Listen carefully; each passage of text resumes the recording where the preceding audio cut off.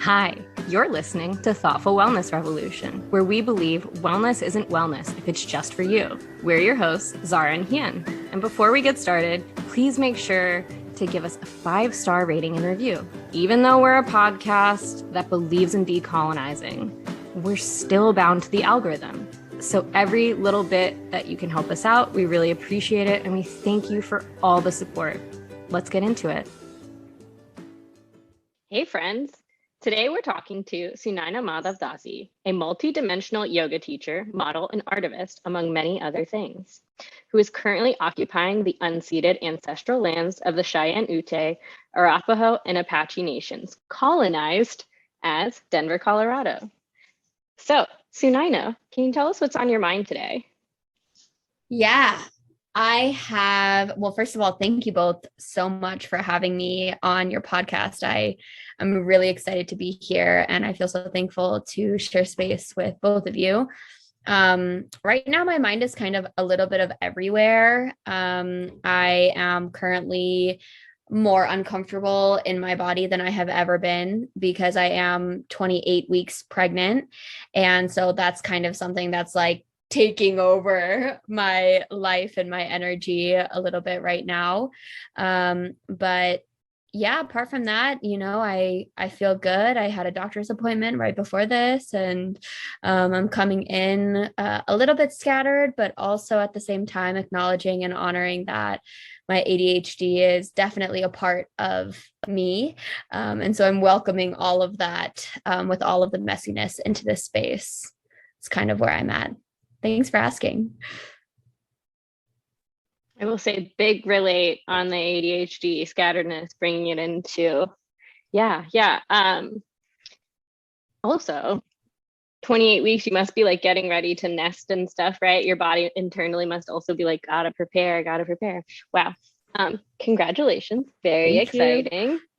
And did you want to tell us a little bit about your work and practice in your spirituality? Because you're in a lineage, I believe, right? Yes. Yeah. So I am a part of a spiritual lineage called Hari Bhakta Sampradaya, which is an offshoot of Sri Sampradaya, which is a kind of the main lineage, if you want to call it that. But I do follow the teachings and am under a guru who I follow very, very dearly, who is like within my heart, Guru Paramahamsa Vishwananda. And for me, like joining Bhakti Marga and joining a community and a lineage has really been life-changing because of how much my own spirituality has been gatekept from me my whole life. And so to now have access, and not just access, but like radical access and knowledge to a lot of the rituals and a lot of the practices that were taken away from me or just like kept in a way where, I like to give this example of like my family and how we've been doing puja for my whole life. Like I've grown up doing puja. And for me, it was just like lighting 3 incense, waving it clockwise for the gods, ringing a little bell, maybe doing a small song. And that was my puja, right? Like lighting the lamp, and that was the whole thing. And I never knew why I was doing the things that I was doing. I didn't understand the spiritual significance of what was happening. And so being a part of a lineage for me allowed me greater understanding and knowledge of like, these are the rituals and this is what they represent. And that connection, making that connection allows me to have so much more bhakti or love for the divine and for my practice, for my Guruji, to move forward in a way that, where I'm not just doing it to do it, but I'm doing it because I now understand the meaning behind why I'm doing it and what each object represents, right? So yeah, I also teach Yoga Nidra. I'm a mentor for Susanna Barkataki, which, Hien is also a mentor for. That's kind of how we got connected. That's been a really, really beautiful place to share space with a lot of like-minded individuals and some not like-minded individuals too, right? Because not everyone is going to be like-minded like you are, or like we are, or whatever. Yeah. So, but going back to the whole spirituality thing, like there's one example that always gets me, which is the agarbatti, or the incense itself, and burning incense, and how, I literally just used to light them and then I'd wave them. It would smell nice, put them in the holder.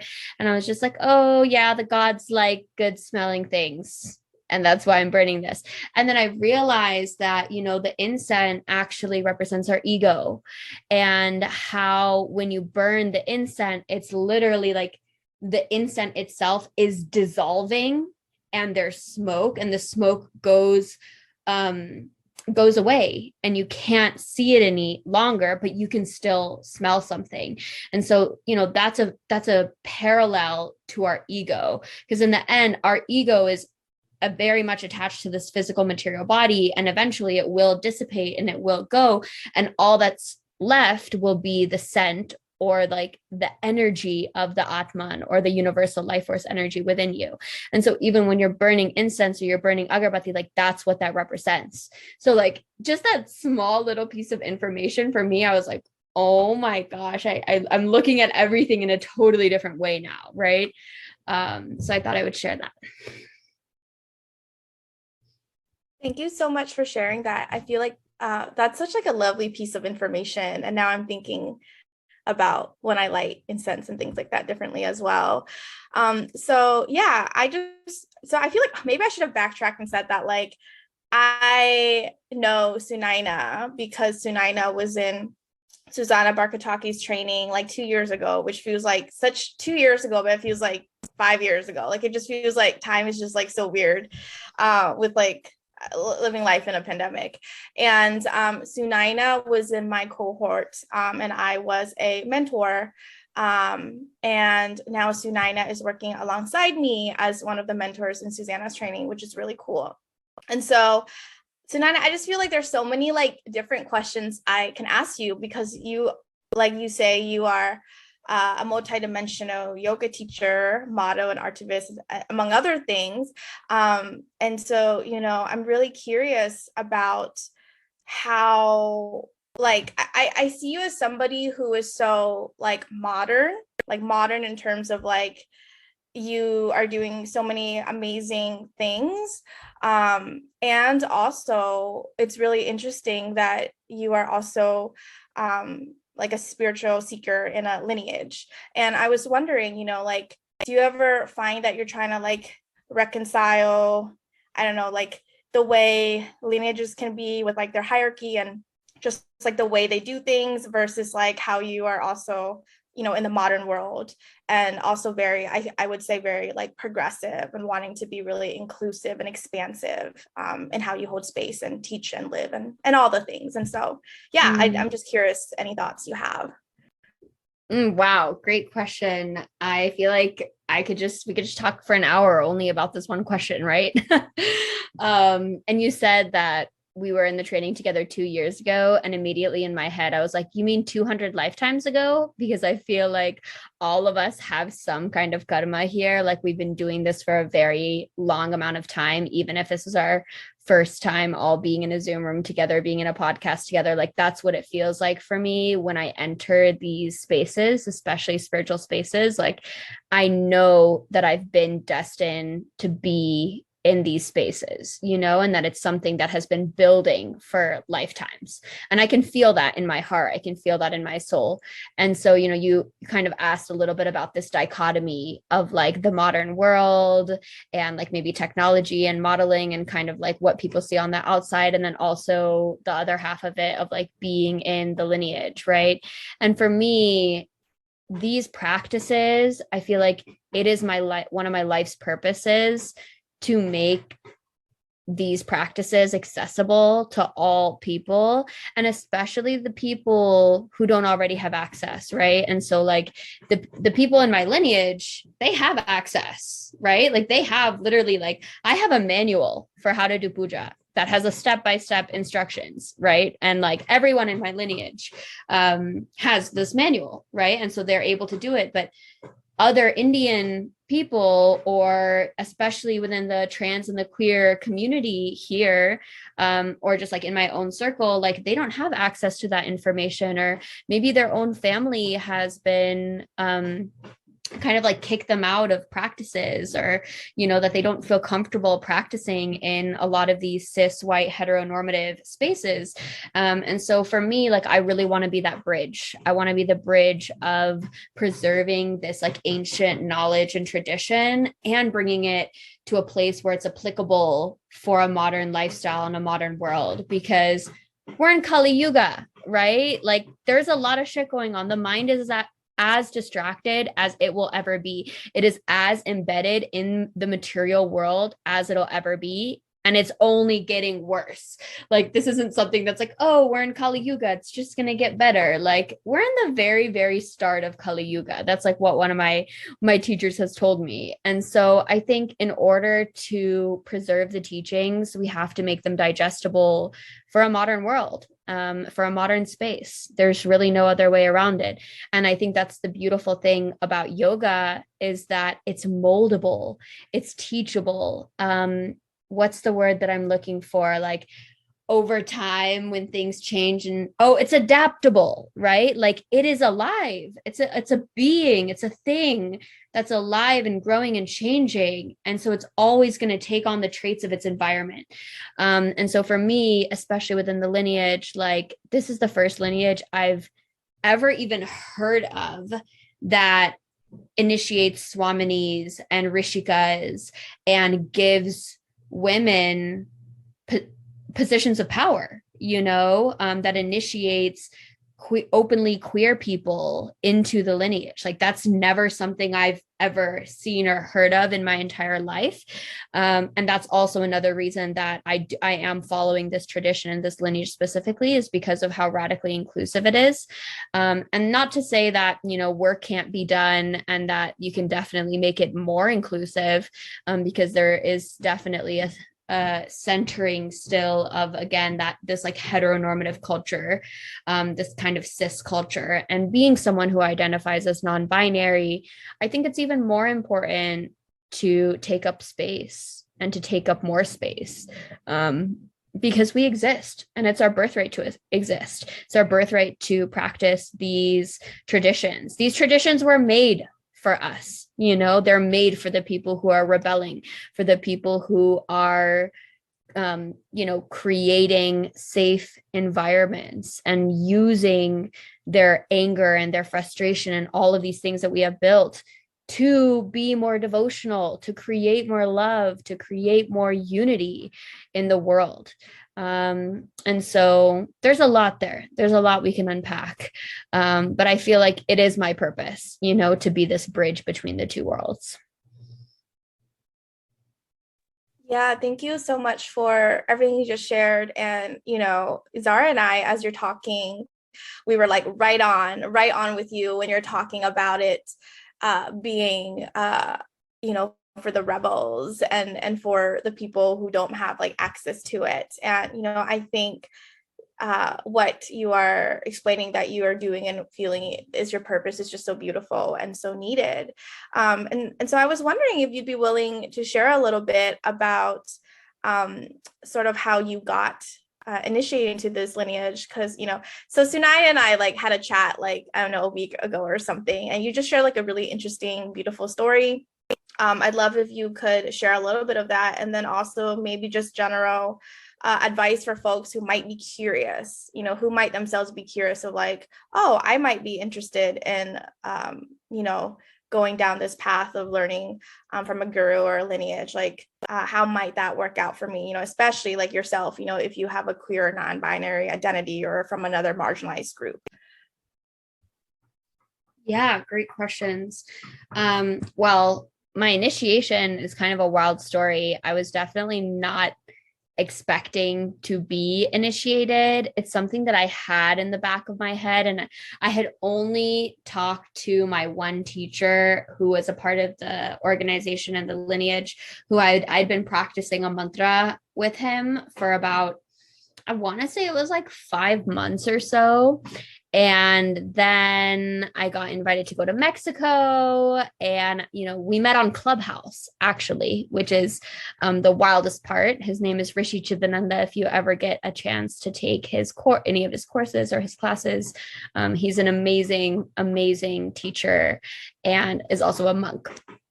And so I was just practicing this mantra, and I was in India, and he messaged me and was like, hey, by the way, my teacher, who's a guru, is coming to Vrindavan. And Vrindavan is like one of the holiest cities in India. And it's the childhood home of Krishna. He's like, if you want to go and maybe do some seva, do some work, help in the temple, kind of like, get to know some of the people there. I'm sure, the community would be really happy to have you. Like, you should check it out. And so I was like packing my bags, getting ready to kind of go there for a few days and, really have some devotional time in Vrindavan. I've never been there before. And I get into a fight with my mom the night before I left, because she was like, oh, you're going to this holy city, like you have to pack a white sari. And I was like, Mom, I hate tying saris, like it's so much work, like I'm just gonna wear my 2-piece Indian outfit and just be good. She's like, no, pack it in your bag, you never know what you'll need it for. And I'm like, I don't have room in my bag. Somehow I was like, I'm just going to put this in my bag just to make her happy. So we just stopped arguing, and I set on my way. And then I had done a few days of seva, of just kind of setting up and cleaning dishes, putting garlands on the wall, hanging drapes and tapestries and all this stuff, getting ready for Guruji to come. And at this point, I had never, ever met him. I'd only heard a lot of things about him, like a lot of wild stories. And, I was very curious, like, who is this person coming? What is their energy going to be like? I'm very much an energy person. And so the morning that this was happening, that Guruji was coming, I actually was teaching yoga. And so I was in Susanna's class holding space, and I was like, hey, by the way, I'm multitasking. Can somebody take over? And I had one of my AirPods in, and I go out, and it was at the exact time that his car pulled up, and there was maybe 100 people or so all waiting to greet him, to put garlands around him. And the moment he stepped out of the car, like 1 foot out of the car, I lost control of my physical body, and I prostrated. I dropped to my knees, my forehead touched the ground, and every single person behind me, all 100 people, are also prostrating. And it's unlike anything I've ever felt. And so I was like, and I'm still on the yoga call as all of this is happening, right? I have like my AirPod in. And so then I go into the temple, and I'm kind of sitting in the back. I'm like looking through the chat on my phone. Like, are my students okay? Like, what's going on? Like, and everywhere around me, people are just singing so loudly. There's kirtan happening. They're singing devotional songs, one after the next. I can barely even hear my class. I'm like, okay, I have to share this at least. So I unmute my mic. I'm like, hey, listen, y'all got to hear this kirtan. It's beautiful. Like, it is amazing. And so I kind of shared a little bit with my class, and, I was praying in that moment, like, I hope he doesn't come out into the temple like right away, like, I hope I at least can just wait for this class to be over. And so literally it's like 55, like whatever at the hour. And I'm waiting and I'm waiting and I'm waiting. And then the class ends, and literally at 59, Guruji walks out into the temple, and my class had just finished. And they moved me from sitting at the very back to sitting all the way at the very front, in direct sight of him, like literally at his feet, like 4 people away. And I was like, what am I doing here? Like, how did I get here? I'm not sure. And, there's people all around me who are sobbing and crying and having all of these really intense experiences, and I can't stop smiling. And the energy was just so intense, in a really good way, but it was unlike anything I have ever experienced. It was pretty wild. And then the actual initiation happened a few days later, after I had been in the temple. And normally you have to, I think, be a part of the lineage and the practices for a few years. I think the minimum requirement now is like 2 years. And I had only been, chanting this one mantra with my one teacher for like 5 months. And even that, it wasn't consistent. It was like two to 5 times a week, depending on my week. And so then, Guruji comes downstairs and all of us were talking, sharing stories and doing kirtan at maybe 2 a.m. And he comes downstairs and he's like, we're doing initiations in an hour. And if you don't have white, you can't be initiated. And I was like, oh my God, thank God my mom packed me with this white sari, I think, it all aligned. And then I think it was around 3 a.m. where there was like hundreds of people in this hall and everyone was chanting this specific mantra. And then, the initiation was given. And I had a very, very intense spiritual experience where I felt my Kundalini activate at the base of my spine, and the energy was moving up my spine right when he was giving darshan. So his hand literally just was touching almost like the top of my sari that was covering my head here, and whatever, and like Kundalini energy or whatever that was left my body and went into his hand. And after that, I was so blissed out. I was definitely on a yoga high, spiritual high, whatever you want to call it. That whole week, I think I probably slept 3 hours a night. And we were up at 6 a.m. doing prayers and would go to bed at like 3 a.m. doing more prayers and singing and dancing. So it was quite a wild experience. And again, it was unexpected, and I always think of the first line of the Yoga Sutras that says, when the student is ready, the teacher will appear. And for me, it has never been more clear, that's exactly what happened.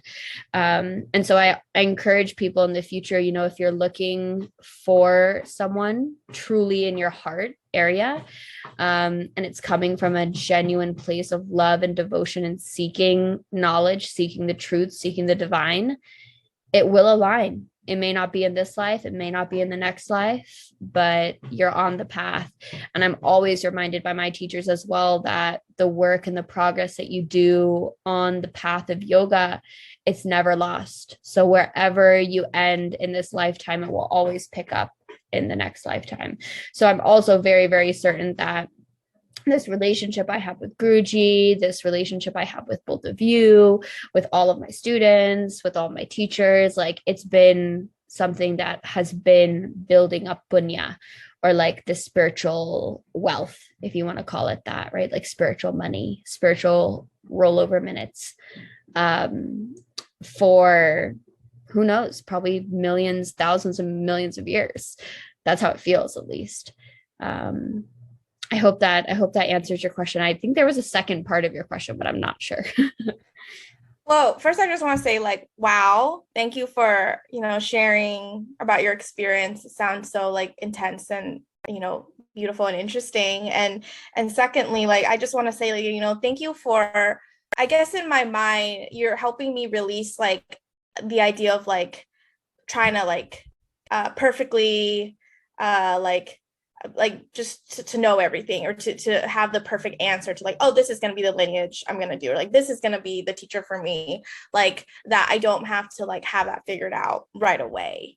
So I just want to say thank you for that, because I think in my mind, I am someone who's very curious about learning from a lineage, and I also feel like I haven't always found I guess I just haven't found, I guess, the right teacher or the right space for me necessarily. And so sometimes I kind of feel like, and I don't really feel this way, but for lack of a better way of describing it, like maybe I'm quote behind spiritually, right? Like, oh, I'm so behind. There's people with their, lineage or their spiritual teachers, and they have this access and knowledge, and I'm still here like very curious, but also haven't always found, or just haven't found the right space for me that feels like inclusive. And so I think the other part of my question was about maybe for folks like me or folks with marginalized identities, especially with a lot of, and so I know you shared that you were in India here, which I think was really cool, but I also think like,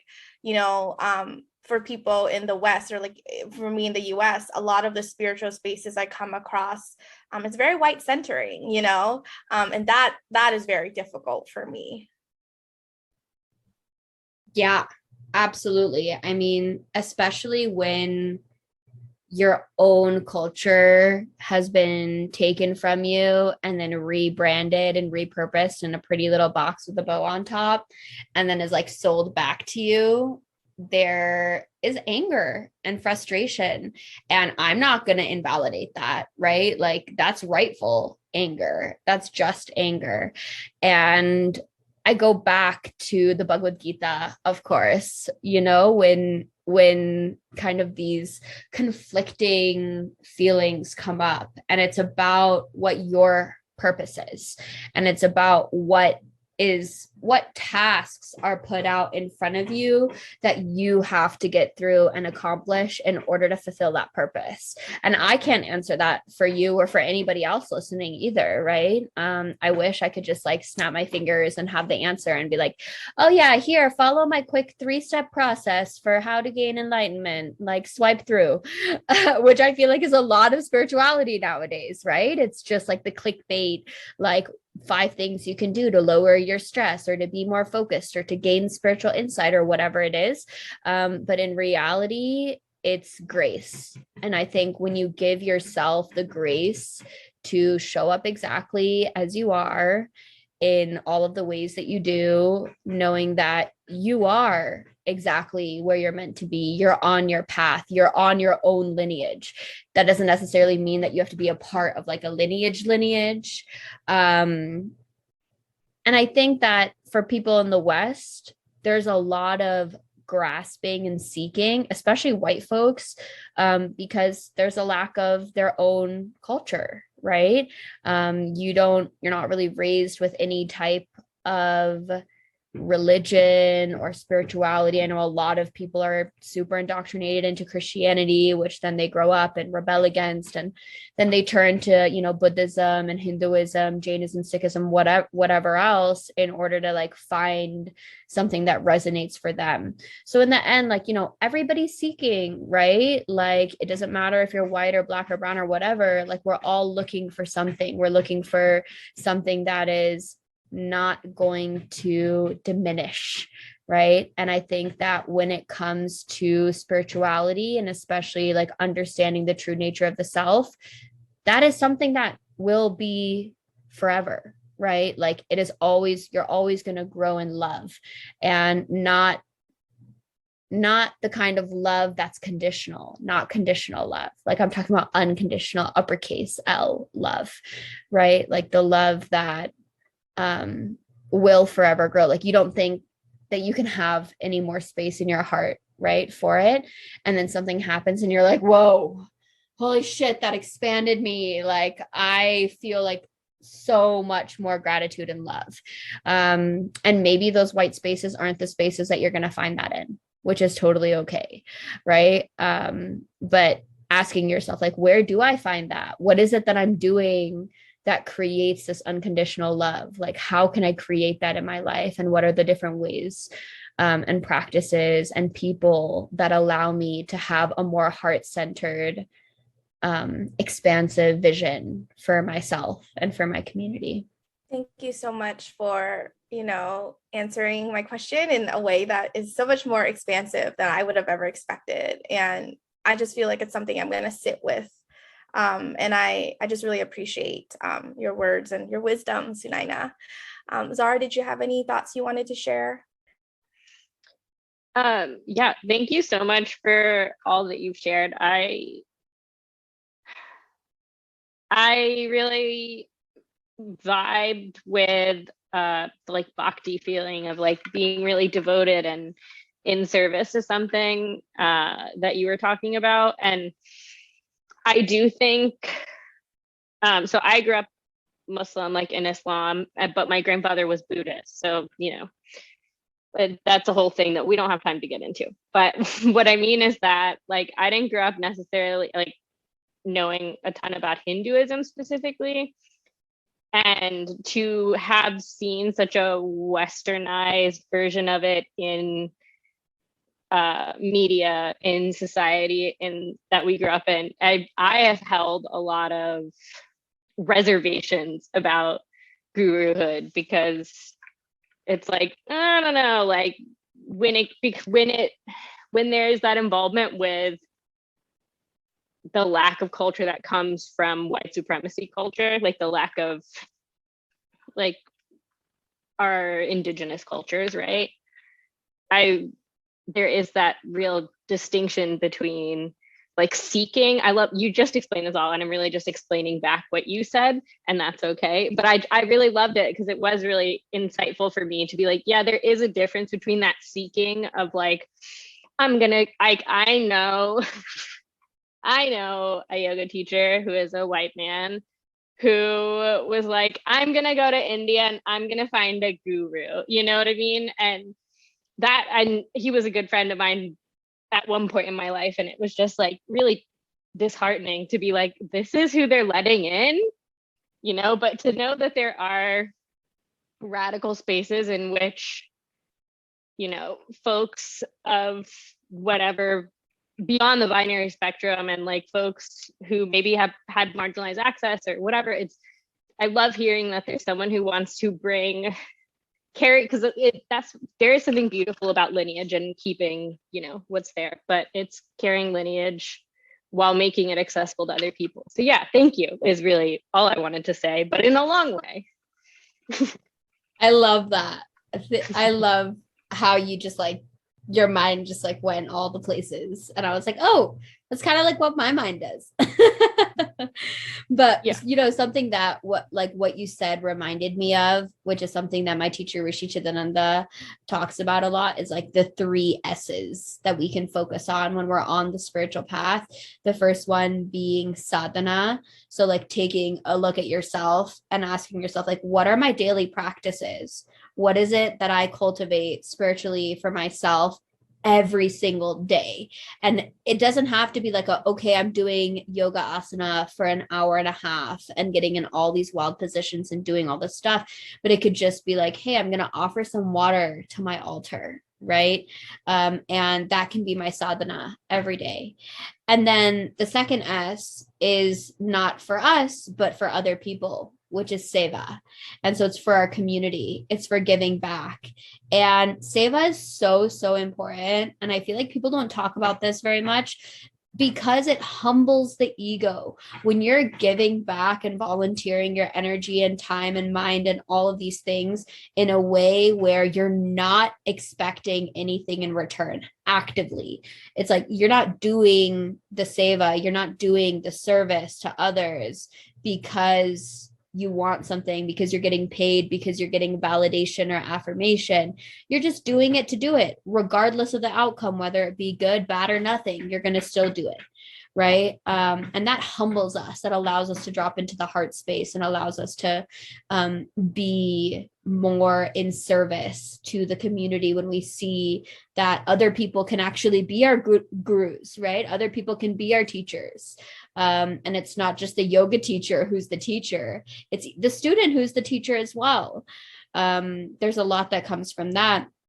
And then, of course, the third one is Sangha, which is what we're doing right now, community, and being with people who are also devoted and dedicated to searching for the divine, searching for these truths, finding inclusive places, having expansive vision for the future. Because, you know, they say that the people that you're around, you become, right? Like the closest 5 people in your life, you're absorbing that energy and you're internalizing, and then it's becoming you. So like surrounding yourself with good people is just as important too. People who have the like-minded vision for, you know, for whatever it is you want to achieve in this life.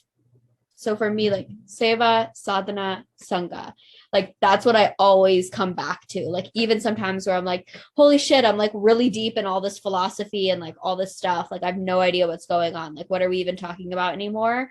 I can like somehow bring myself back to those three things to like help ground my energy, because I'm very airy. And of course, I know y'all are deep into the Enneagram. Is that how you say it? Enneagram? Enneagram stuff. And I want to get there. I will get there eventually. But I also love all of those different types of like ways of getting to know ourselves better, you know? So this is just another tool for your toolbox. Oh, I didn't write it down because we have the captions on, but I will be writing it down after so that I don't forget, because I love that. Hien, did you have something to say?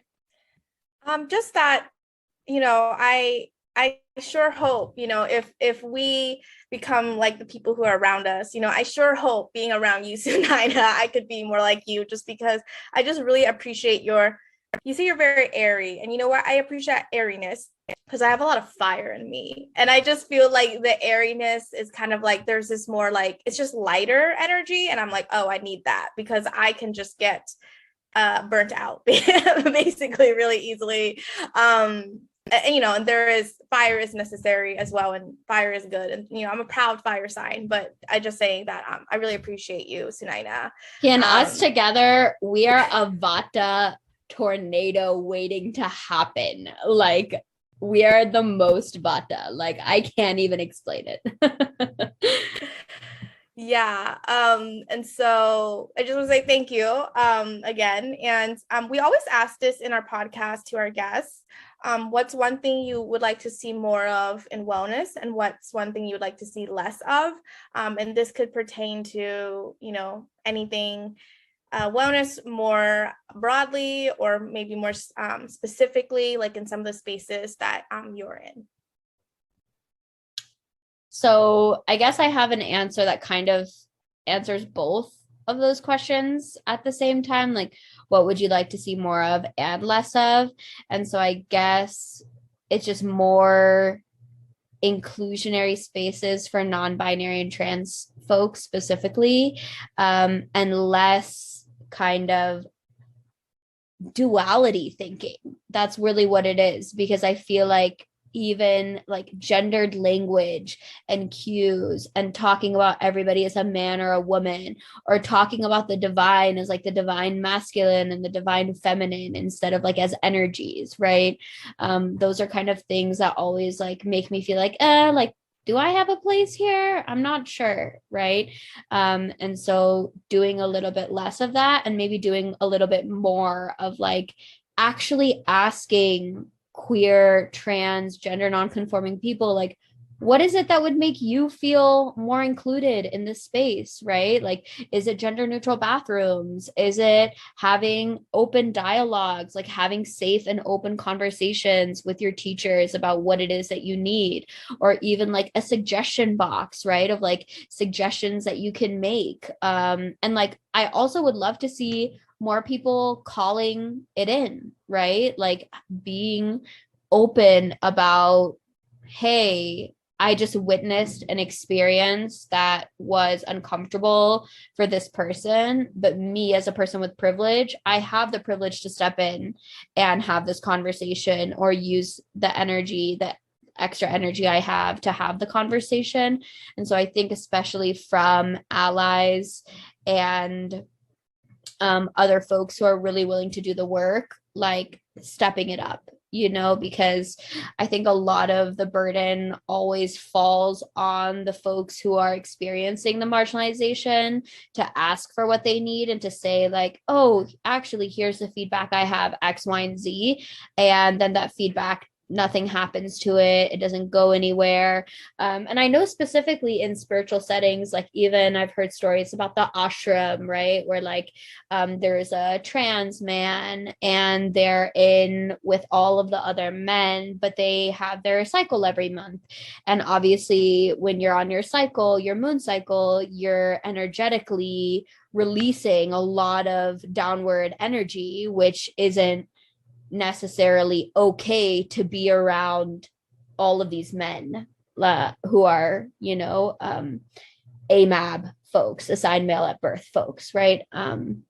Versus someone who's a trans man who is AFAB, assigned female at birth, but is menstruating and is around other men. And so it's like, how in that situation can we not exclude this menstruating person from being a man and still allow them the space and the tools and, whatever they need to feel comfortable and safe in the environment they're in, instead of feeling kind of like the person on the outside, And so I always ask folks, like, what is it that could make this environment more inclusive instead of exclusive? And so they're all really like reflective asks, they're asks for the community, for teachers, for folks in power, to be more aware, more mindful, more reflective, and really be on top of finding solutions, instead of kind of just like these circular conversations that tend to happen, that are like just uncomfortable, honestly. Yeah, that's what I have to share. Thank you so much. Yes, to the question of asking those folks specifically, to them, what would make them more comfortable. I love that. And so how can people find you? How can people get in touch with you? So I like to be not in touch. I don't like people to be in touch with me. No, I'm just kidding. Yeah, so you can follow me on Instagram. My Instagram is at SU9NAH Sunaina. And apart from that, I also have an email address. If you'd like to email me any, reflections or feedback or whatever, I may not reply, but I will probably read it. And yeah, my yoga practice, especially right now, being pregnant, all of those things, is really centered internally towards myself. I also teach once a week at Alchemistic Studio. On Sunday evenings, I teach Yoga Nidra, which is a pretty chill, deep sleep, relaxation, meditation vibe. We do some journaling, do some pranayama, lay down. It's very chill, accessible. And that's basically all the ways. I guess if you want to join Susanna's training, you can connect with me and Hien, and maybe you'll, have us as your mentors. You never know. You could always do that if you're looking for a 200 or a 300 hour to join. Those are great resources. But again, apart from that, like, I really am not connecting with people like that right now. My energy is, I'm really focusing on the brahmacharya part of my energy. Like, I'm conserving. So while I love connecting with folks, I also want to reaffirm that sometimes you don't need to be available for people to connect with you. Right. And that I can, like, right now with where I'm at in my life, like, I'm just focusing on growing a brain, growing some arms, some fingernails, growing some noses. And I think that's going to take me forward. And that's going to be one of the biggest jobs I've ever had. So that's kind of where I'm at. Thank you so much, Sunaina. And I love that you state like your boundaries with where you're at, as you share, how to potentially connect with you. So thank you for that. And we're just really grateful that you decide to spend some of your time and energy with us today. Thank you, Hien and Zahra. I'm so blessed and happy to be here with you both. And I really, and I guess the four of us, including baby here, right? I guess they're listening too. But I also wanted to share that I do one-on-one, specifically for Desi folks or South Asian folks. I do offer sliding scale one-on-one yoga sessions, which again will be probably starting up in January of 2023. So just keep an eye out for that. Yeah, thank you both for having me on here. It has been amazing to be in your energy circles.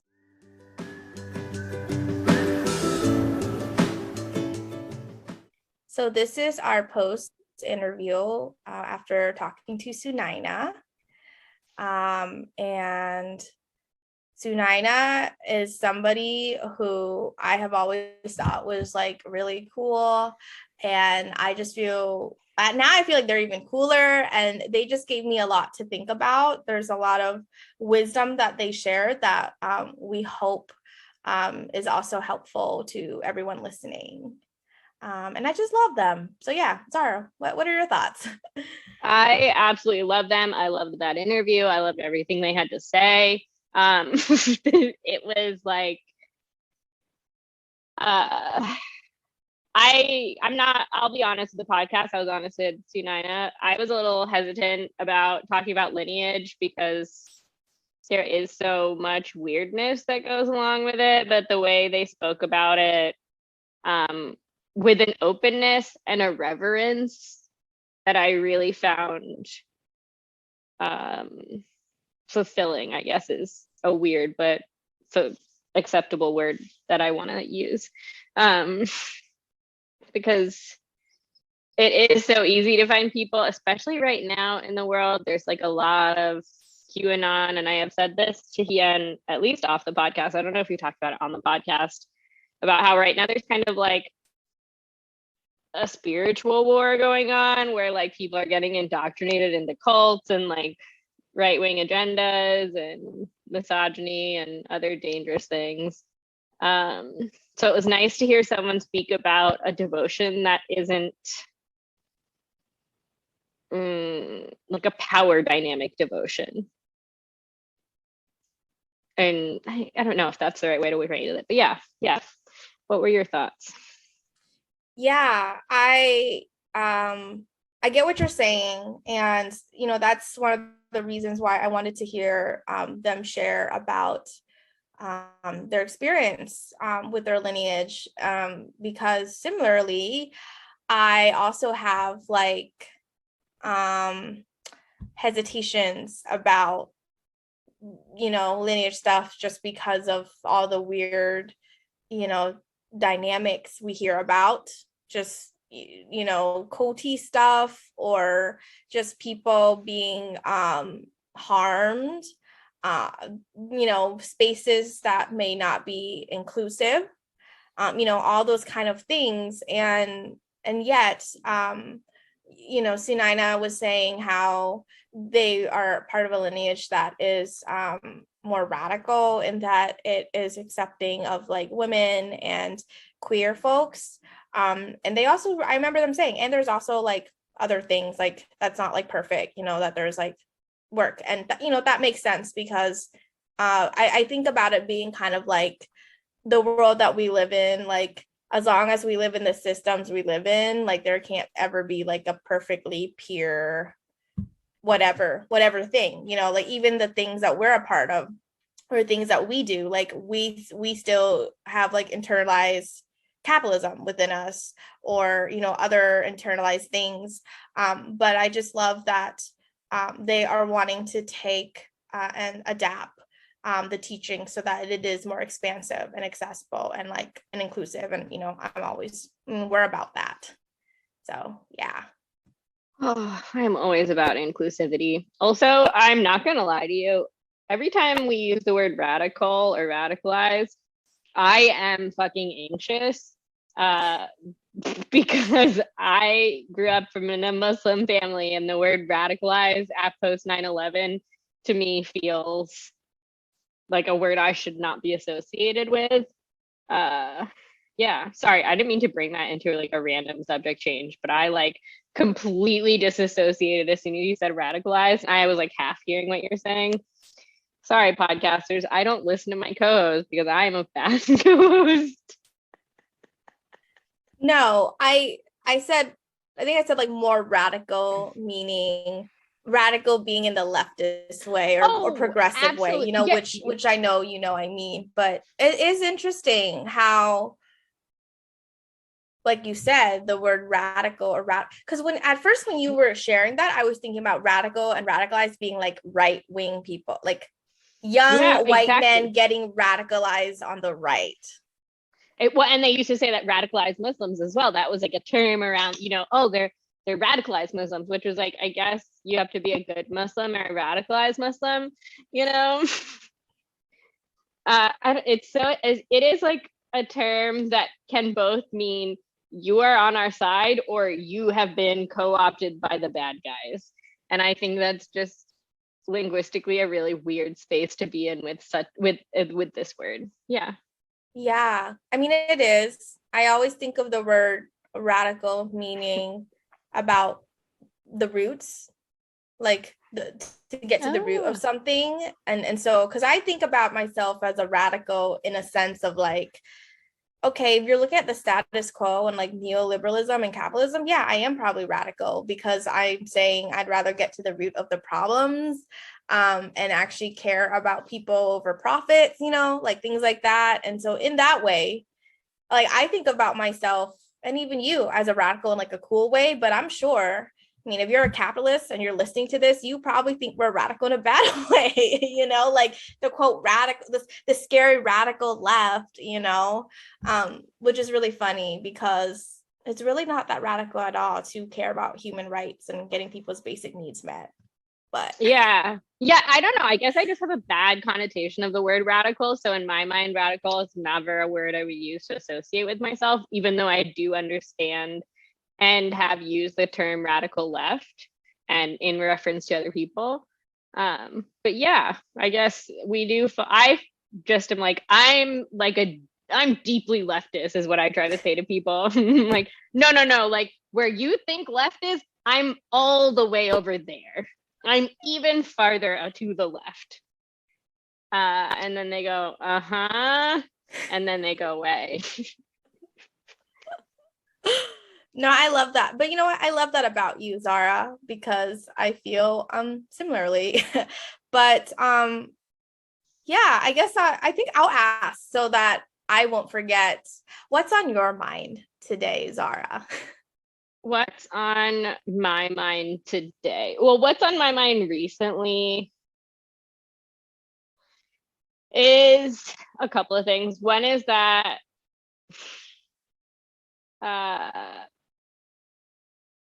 we are in an abusive relationship with this country, with the Democratic Party, even though I don't necessarily feel strongly about the Democratic Party.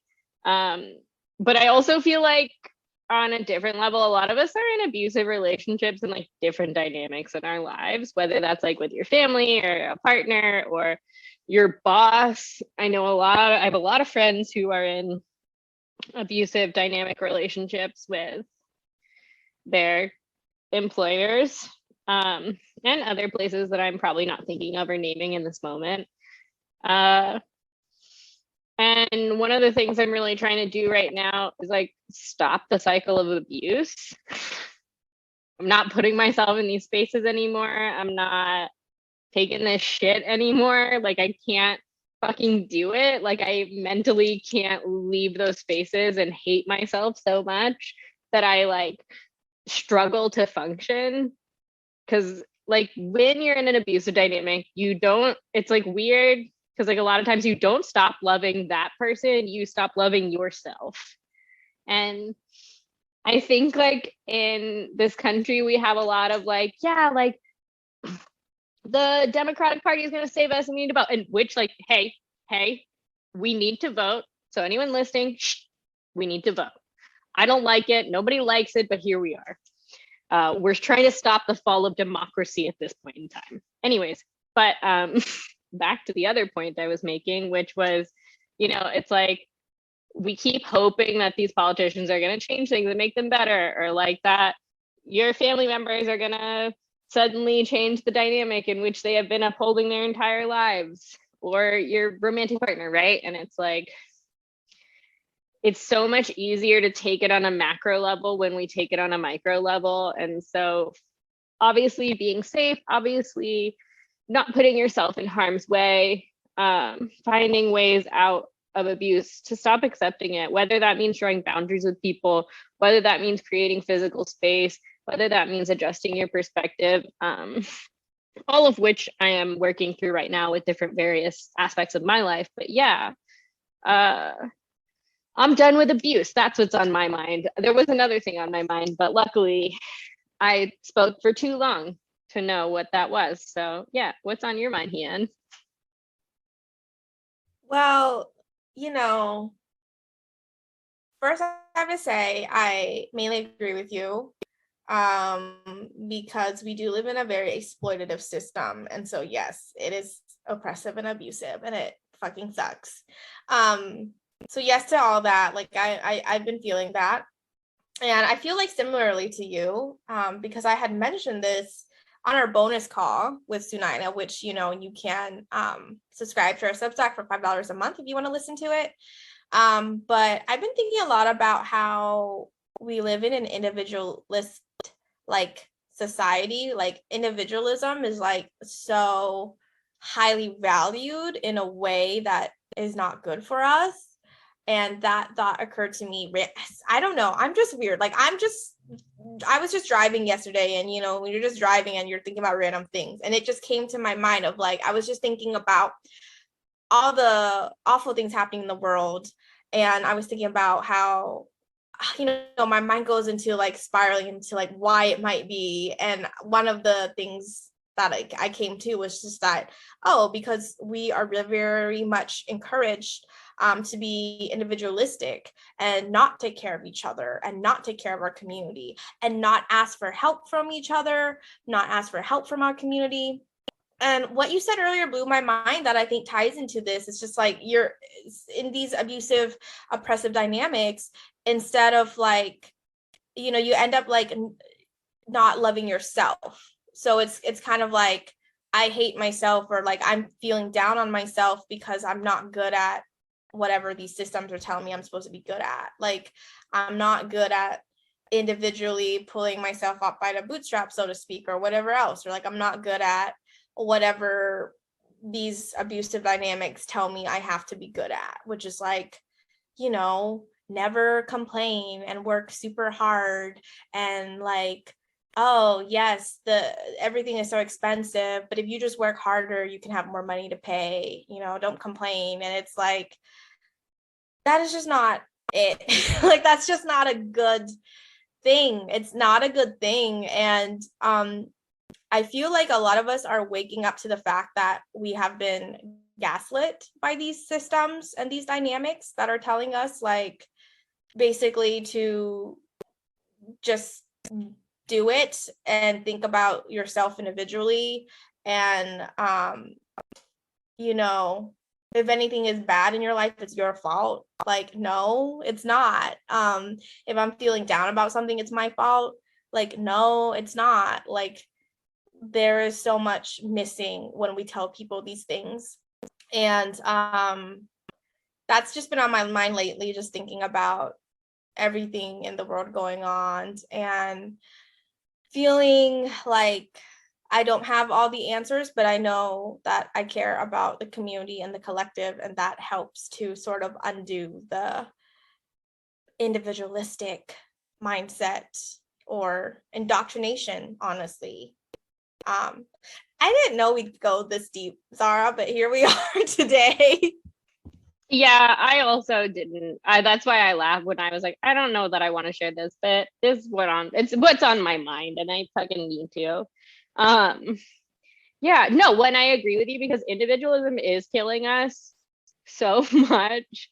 Like if I think about like it's like managing your home on your own, like cleaning and doing dishes and laundry and like all of the things all of us need to do to survive, that if you live on your own or if you don't have a support system, or if you're the main person doing domestic labor, like you are overwhelmed. And that is not including like if you have a job, if you have a disability, if you have other people to care for, like it's isolating and you aren't allowed to ask for help and you aren't encouraged to ask for help. And I mean, like whiteness thrives on individualism, you know what I mean?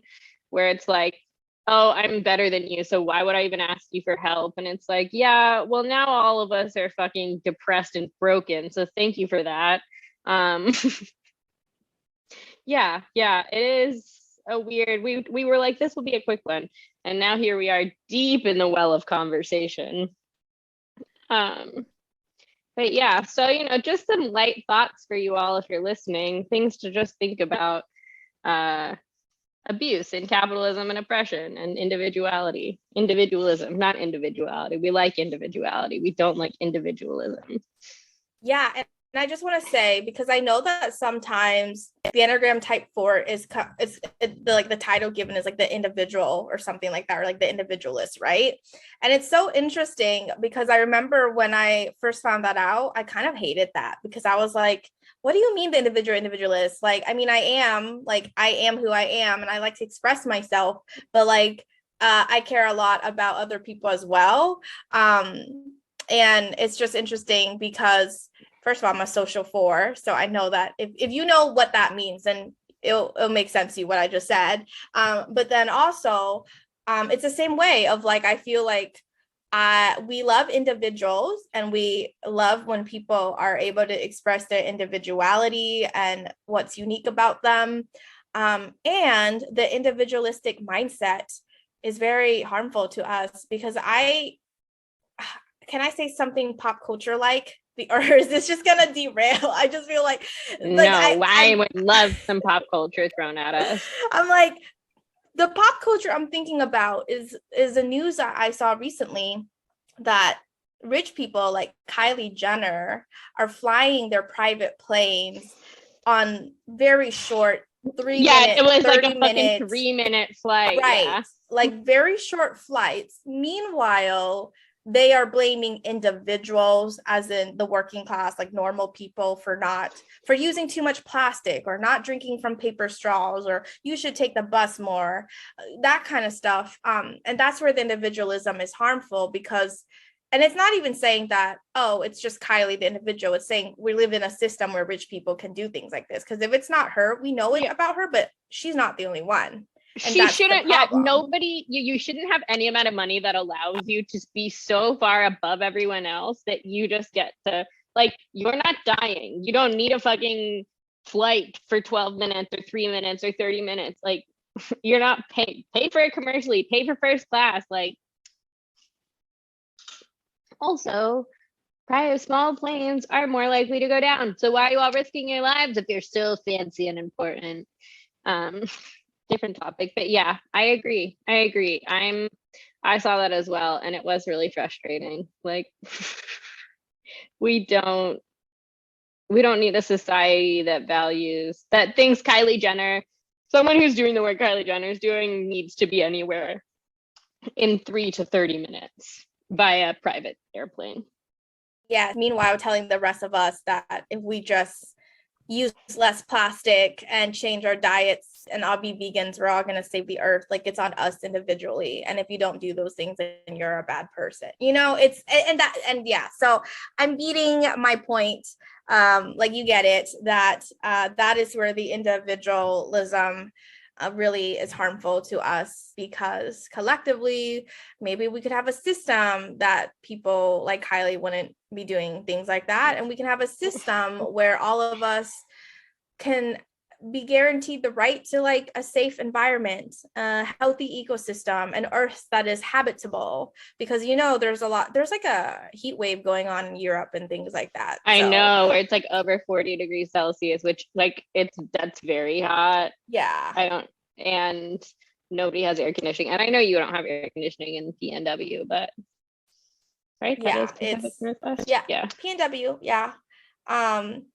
So yeah, we will so all that to say, we hope that you find community and end your abusive relationships or dynamics that you're in. And we love you. I don't know what else to say, Zahra. Yeah, this is a random one, y'all. You're welcome. Have a lovely day. Thank you for listening. Thank you for listening. Bye for now. Thank you for listening to the Thoughtful Wellness Revolution podcast. For bonus content, you can go to thoughtfulwellnessrevolution.substack.com and subscribe for $5 a month. You can also follow us on Instagram at Thoughtful Wellness Revolution to share your thoughts. And don't forget to subscribe to us wherever you're listening.